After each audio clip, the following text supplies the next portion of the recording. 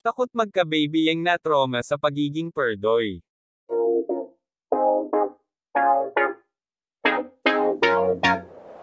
Inamin ni Yang Constantino na traumatic ang childhood niya. Kaya ayaw na raw niyang bumalik pa sa kanilang nakaraan. Aniya, naranasan niya ang hirap ng pagiging isang perdoy. Dagdag pa niya, sa murang edad ay nagtatrabaho na siya at noong nag-asawa lang siya na-enjoy ang kanyang buhay.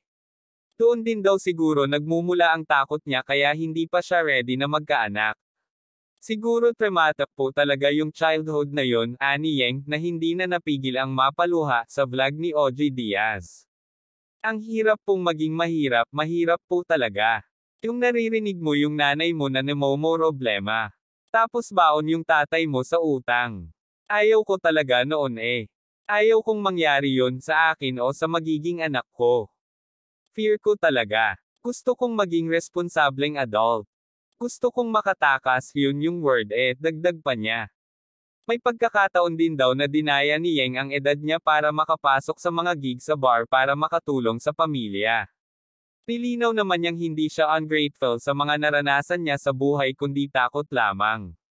Pero hindi naman po ako yung parang ungrateful sa mga naranasan ko sa buhay ko nung bata ako.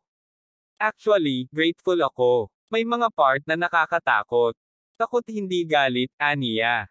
More on fear lang dahil naranasan mong problema para sa magulang mo.